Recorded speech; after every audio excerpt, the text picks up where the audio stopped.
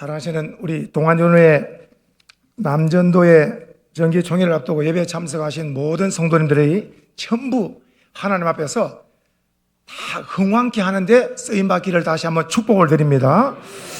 자, 얼마 전에 고려 거란 전쟁이 마쳤습니다. 그렇죠? 참 제가 처음부터 안 빠지고 계속 보면서 역사에 대한 관심을 가지고, 자, 이제 맨 마지막에 마칠 때에 71세 강감장 장군이 거란 10만을 물리치고 개선 장군으로 들어올 때에 현종 왕이 직접 나가서 마중을 하면서 하는 말, 경이 고려를 구해서 그 한마디, 나라를 살렸다는 거죠. 경이 나라를, 고려를 구했다는 거예요. 그럴 때에 그 강감장 장군이 하는 말, 폐하의 은총입니다. 그러면서 폐하의 은공을 돌리면서 폐하가 아주 머리에 굉장히 개선 장군에게 꼽는 두 가지 그 꽃 장식을 꼽아줍니다. 그것을 이제 꼽고 개성에 들어와서 어디로 가느냐 하면은 자기 집으로 옵니다. 이제 그 자기 집에 오니까 부인이 이제 잘 싸우고 돌아온 남편을 환영합니다. 그럴 때에 이 인사가 이 꽃은 뭐냐고 물어봅니다. 그랬더니 폐하가 하사한 귀한 장식이라고. 그러니까 그 부인이 하는 말, 이 꽃 이런 거 말고 토지나 이런 걸 줘야 될 텐데, 이 부인은 그때나 지금이나 현금이라, 그 남편들은 명예인데, 근데 이것을 뽑아서 아주 멋진 장면이 부인의 머리에 꼽아주면서 당신 덕분으로 내가 힘을 내서 우리 병사들과 함께 전쟁을 승리했기 때문에 당신의 공이라고. 그러니까 이 강감자는 폐하를 만날 때는 폐하의 은공을 돌리고 집에 가서는 부인에게 은공을 돌리면서 아주 겸손하게 이 모든 것을 보면서 우리가 또 역사가 주는 이런 교훈을 또 배우면서, 거기서 주는 교훈이 뭐냐니까, 강감찬 장군은 바로 비록 71세였지만은 나라를 흥왕케 하는, 고려가 거란에 넘어질 수도 있는 그 위태한 순간에 나서서 앞장서서 귀주 대첩으로 승리한 것을 역사가 증명하고 있죠.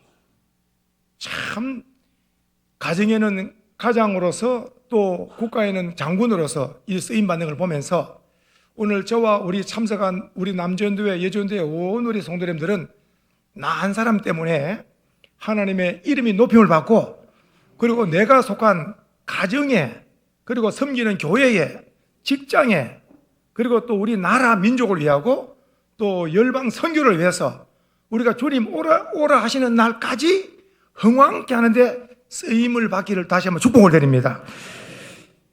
우리가 아는 것처럼 다윗이라는 사람은 생각지 않게 전투에 이렇게 나서게 되는데, 우리가 너무 잘 아는 것처럼 이 다윗은 이새의 아들 8번째 아들로서 그 이새가 아들 3명이 블레셋 전투에 참여했는데, 3명이 참석했는데 막내 8번째 아들 다윗을 불러서 곡식을 주면서 너 형의 안부를 좀 알려줘야 된다고. 그렇게 해서 아버지 심부름으로 곡식을 가지고 전쟁터에 왔는데, 상황이 블레셋의 싸움을 도두는 자는 골리앗이라는 사람인데 키가 2m가 넘으면서 배틀 같은 창을 가지고 어마어마하게 위협을 하는데, 놀라운 것은 40일 동안 여호와를 욕을 하는데 그 사울 왕과 몸에 할례를 받은 이스라엘 병사들이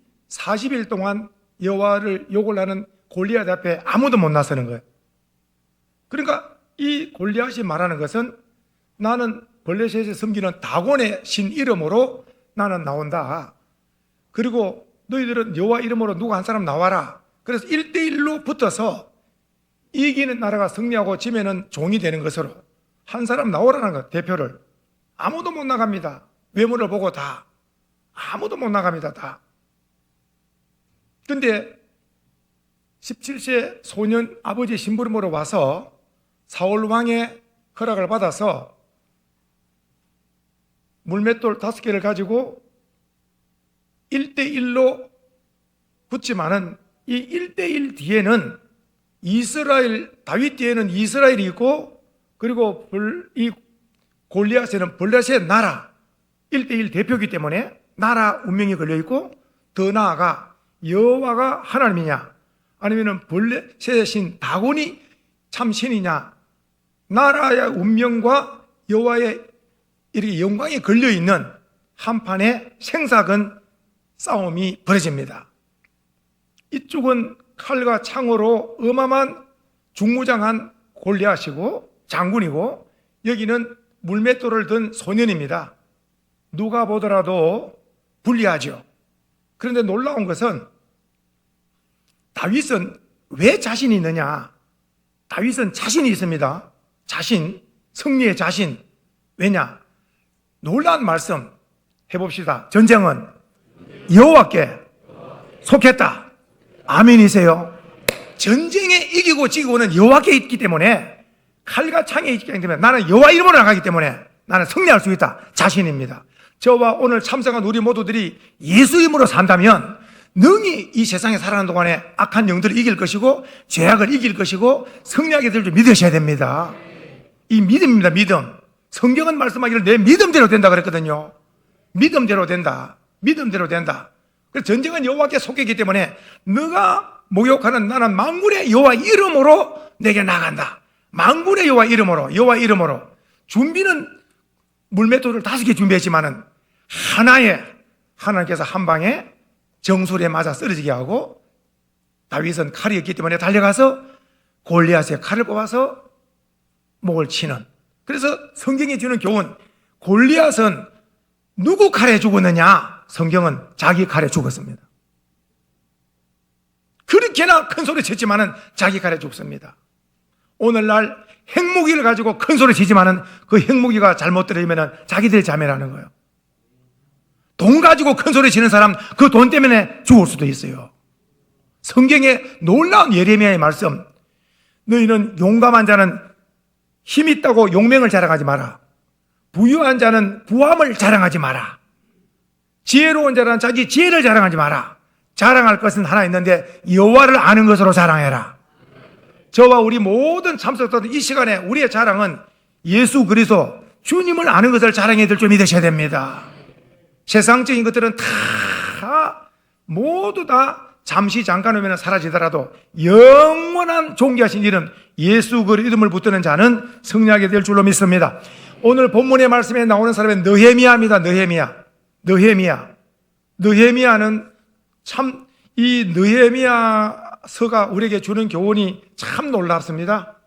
이 느헤미야. 근데 오늘 본문 2장 10절 한 절인데, 이스라엘을 멸망을 원하고 이스라엘의 멸망을 원하는 원수 나라 도비야, 산발랏 이런 사람이 2장 10절에 느헤미야가 이스라엘에 왔다 이 소리를 듣고 큰일 났다는 거예요. 왜냐? 저 느헤미야는 이스라엘을 흥왕하게 하는 사람이다. 벌써 적들이 느헤미야 존재를 알고 벌써 겁을 먹는 거예요. 오늘 저와 우리 사랑하는 참석한 분들이 가는 곳에 예수 이름을 들고 나가 믿음으로 나갈 때 원수 마귀들이 한 길로 왔다가 7길을 떠나고, 우리가 가는 곳에 승리의 역사들이 있기를 다시 한번 축복합니다. 느헤미야가 오자마자 적들이 벌써 이렇게 겁을 먹잖아요.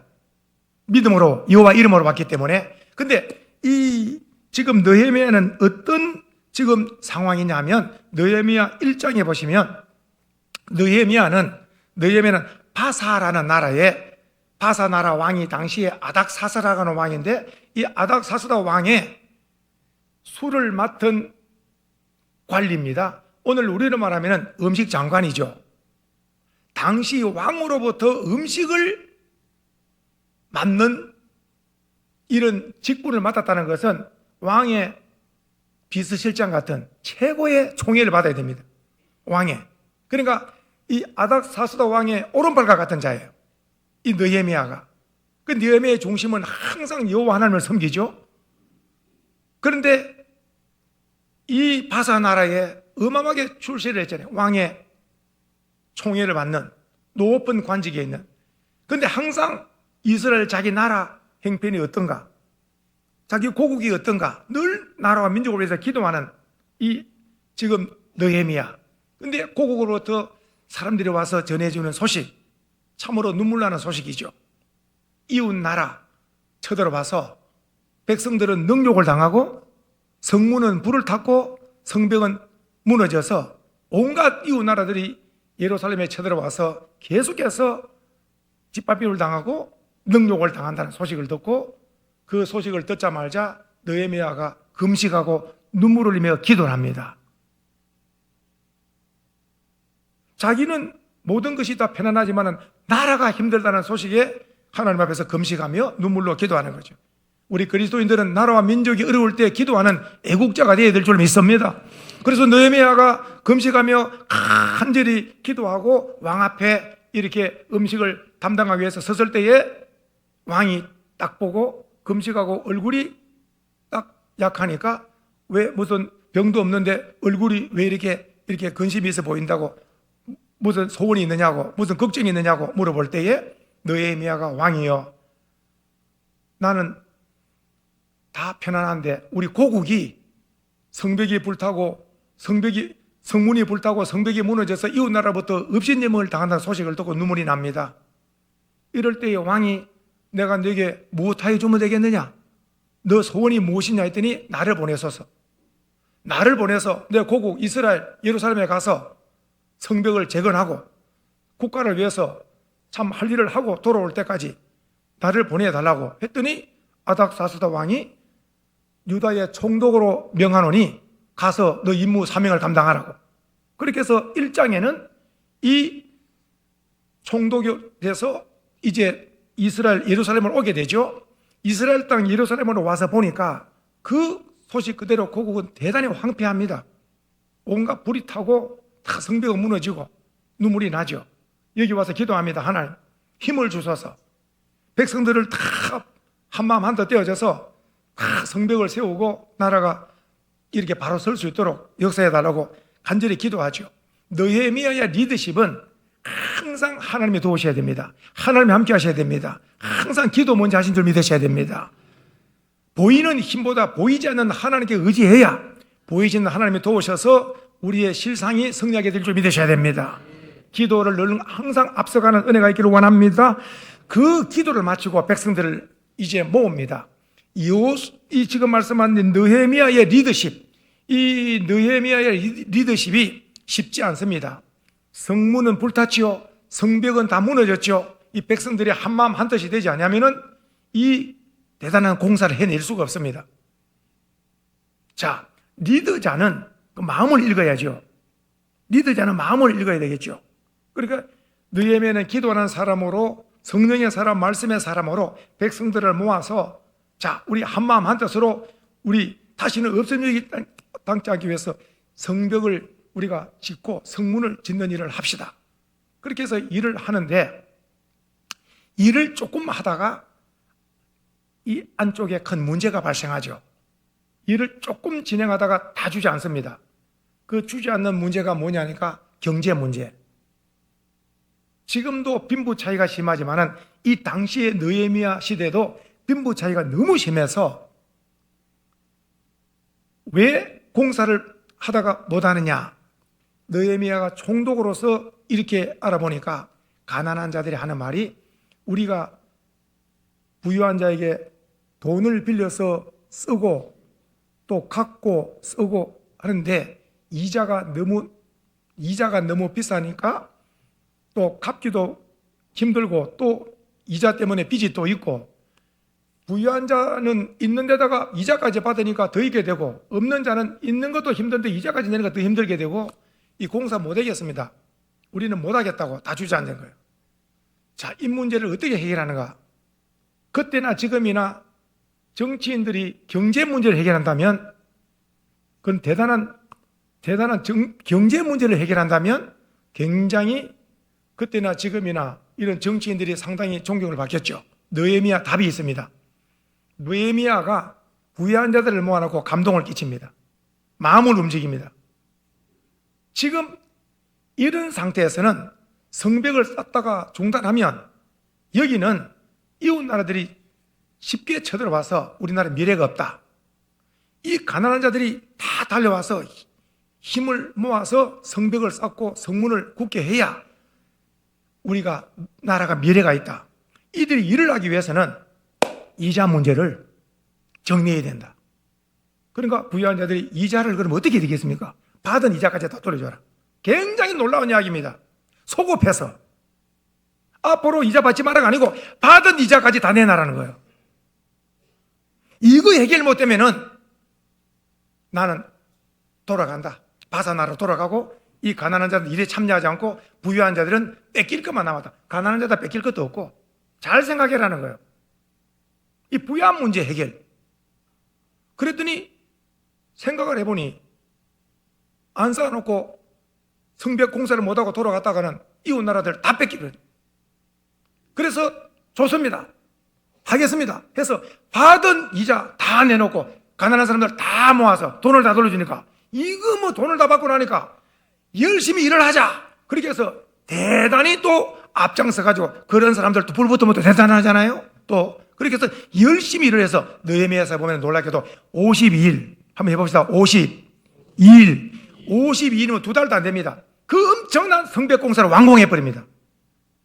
느헤미야의 리더십, 그 안쪽의 문제를 해결합니다. 그런데 52일 중에 박한 문제는 뭐냐면은 이런 도비야, 이런 산발랏 이런 사람들이 사람들을 동원해서 대단히 이 공사를 방해를 많이 해요.